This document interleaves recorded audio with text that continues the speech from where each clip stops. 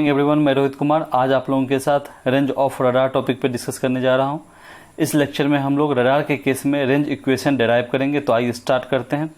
सबसे पहले range equation में हम देखेंगे आइसोट्रोपिक एंटीना क्या होता है। तो आइसोट्रोपिक एंटीना ऐसा एंटीना होता है जो सभी डायरेक्शन में equal amount of power deliver करता है, रेडिएट करता है। ठीक है, तो सारे डायरेक्शन में क्या कर रहा है, एक same amount of power radiate करेगा। अगर यहाँ 10 वाट भेज रहा है तो यहाँ भी 10 वाट, यहाँ भी 10 वाट, और सारे डायरेक्शन में करेगा। तो अगर 10 वाट से आर डिस्टेंस जाता है तो ये 10 वाट भी आर डिस्टेंस जाएगा, ये 10 वाट भी आर डिस्टेंस। तो इसका मतलब क्या, एक सर्कल हमको फॉर्म कर रहा है। तो सर्कल कब फॉर्म करेगा, जब हम इसको 2D में देखेंगे।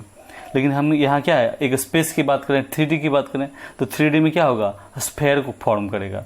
ठीक है, और स्फेयर का एरिया क्या होता है, 4πr²। तो हम ये देख लीजिए कि एक आइसोट्रोपिक के एंटीना के कारण हमको स्फेयर फॉर्म हो रहा है विथ रेडियस आर। क्यों? क्योंकि अगर हम 10 वाट है तो 10 वाट में आर गया तो ये 10 वाट भी आर ही करस्पॉन्ड करेगा, ये 10 वाट भी आर ही करस्पॉन्ड करेगा, ये 10 वाट ही आर ही डिस्टेंस देगा। तो इस तरह से हम देख सकते हैं एक स्फेयर फॉर्म कर रहा है with radius R isotropic antenna के कारण। और इस स्फेयर का एरिया क्या है, 4πr²। मानते हैं पीटी क्या है, ट्रांसमिटिंग पावर एंटीना का। तो अब क्या है, हमारा पावर डेंसिटी क्या होता है, पावर पर यूनिट एरिया को हम बोलते हैं पावर डेंसिटी। तो पावर क्या हुआ, पीटी, और एरिया क्या हुआ, 4πr²। तो हमको मिल गया पीटी का क्या, वाट पर मीटर स्क्वायर हमको यूनिट है। तो हम यहाँ से power density of isotropic antenna हम कैलकुलेट कर दिए। लेकिन हमको क्या है, जब रडार हम यूज करते हैं उसमें हाईली डायरेक्टिव माइक्रोवेव एंटीना का यूज होता है। डायरेक्टिव मतलब क्या, एक अगर ये पूरा डायरेक्शन में जा रहा था, डायरेक्टिव मतलब कि हमको इतना ही एरिया में हमको सिग्नल ट्रांसमिट करेंगे, ये सब एरिया में नहीं करेंगे क्योंकि हमको जरूरत इधर है।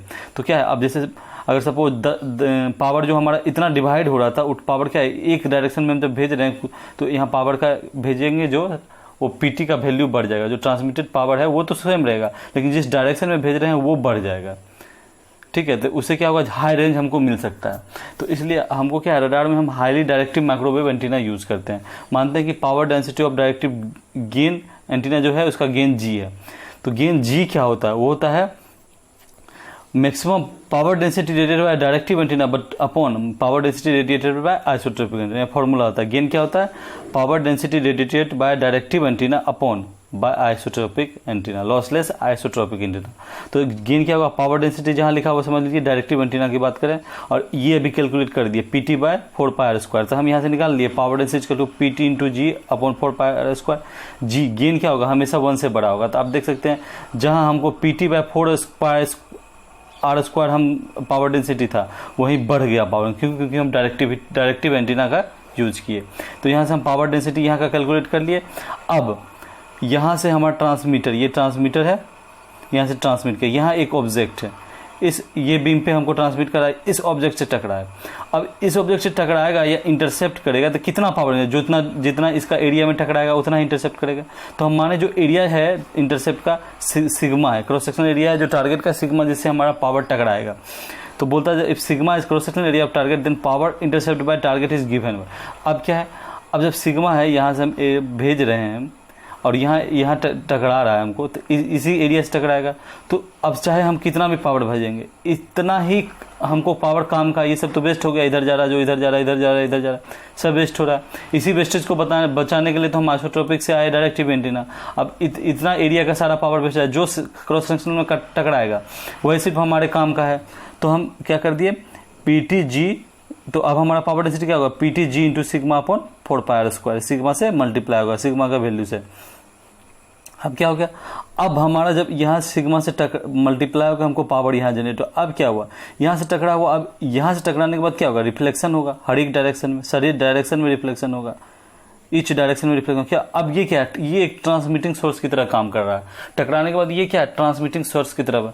यहाँ एंटीना था, यहाँ से हमको क्या आर डिस्टेंस आया, अब ये ट्रांसमिटिंग सोर्स की तरह काम कर रहा है। ठीक है, अब क्या, ये आर आया था हमको पीटी जी बाय 4πr²। तो ये अब जो इसका जो पावर था क्या था, पीटी जी सिग्मा बाय 4, ये इधर आना आएगा क्योंकि हमको वही चीज चाहिए जो हमको रिसीवर तक पहुंच रहा है। ये ऑल डायरेक्शन में ट्रांसमिट कर रहा है, जैसे हमारा क्या था, जैसे हमारा आइसोट्रोपिक एंटीना कर रहा था, लेकिन हमको ऑल डायरेक्शन से हमको मतलब वही डायरेक्शन हमको मतलब है जो हमको रिसीवर की तरफ जा रहा है, और बाकी से मतलब नहीं है। तो जो रिसीवर की तरफ जा रहा है, आर गया था, तो आर इधर गया था, तो हमको आर इधर भी हमको चाहिए। तो आर डिस्टेंस पे गया है और चारों डायरेक्शन में इधर, इसका भी 1/4πr² पावर हो जाएगा क्योंकि सारे डायरेक्शन में हो रहा है। तो हमको क्या हो जाएगा, पीटी जी सिग्मा इंटू 4πr² था इंटू अब क्या है 1/4 पाई आर स्क्वायर, किसके कारण, क्योंकि हमको बैक टू रिसीवर तरफ आ रहा है। वही बोला द टारगेट विल डिफ्लेक्ट और spread power in all direction. Target क्या करेगा, टारगेट से जो टकराया पावर हमको एनर्जी वो चारों बगल में डिफ्लेक्ट करेगा। लेकिन बोल रहा due to this the echo signal present at radar will with power density. अब इसके कारण जो इको सिग्नल जो रिसीवर की तरफ जाएगा वो उसका डेंसिटी क्या होगा, ये होगा। ठीक है, अब लेकिन अब इतना तो भेजा, लेकिन क्या पूरा रिसीवर रिसीव करेगा, नहीं करेगा। क्यों, क्योंकि अब रिसीवर भी उतना ही रिसीव करेगा जितना इसका एरिया है, इफेक्टिव एई है, एपरेचर का एरिया जितना है, रिसीवर का जितना एरिया है उतना ही सिग्नल रिसीव करेगा।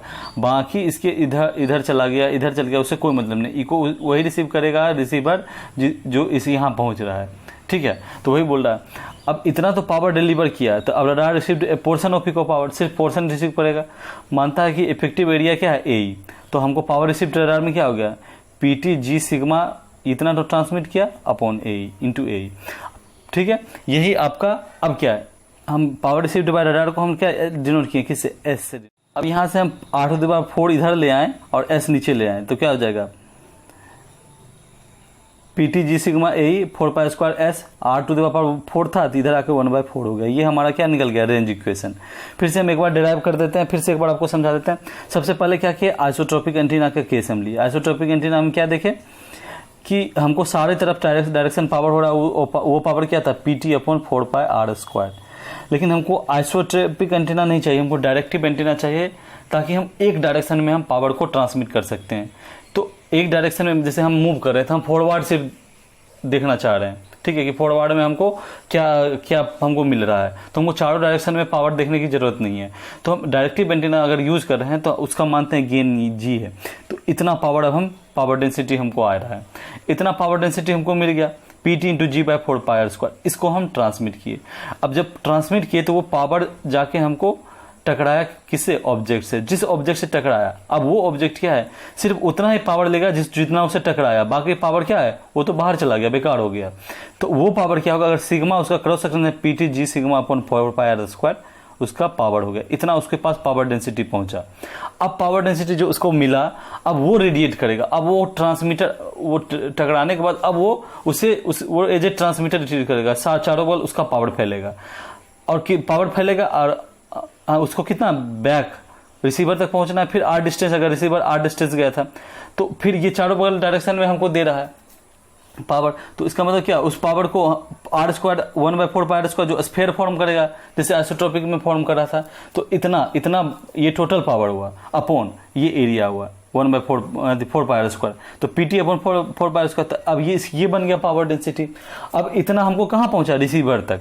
लेकिन जो रिसीवर है ये पूरा रिसीव नहीं करेगा, इसका भी एक फ्रैक्शन रिसीव करेगा। क्योंकि कितना रिसीव करेगा, वो किस पे डिपेंड करेगा, जो इफेक्टिव एरिया वो टेम्परेचर है हमारा रिसीवर का, उस पर डिपेंड करेगा। वो मानते हैं हमको क्या मिल गया, PT G सिग्मा ए इंटू 4 पाई r²। इस तरह से हम पावर रिसीव्ड बाय रिसीवर हम कैलकुलेट कर दिए, उससे हम रेंज निकाल लिए। ठीक है, अब रेंज निकाल लिया। अब रेंज पे हम कुछ कैलकुलेशन करेंगे। सबसे पहला हम देखते हैं कि रेंज है और पीटी है। Range directly PT to the power 1/4 है।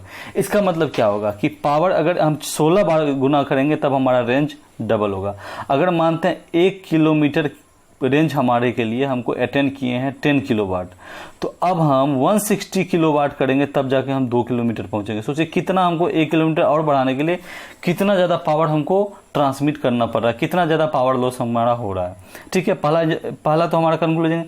दूसरा देखिए, R is inversely proportional to 1/s to the power 1/4।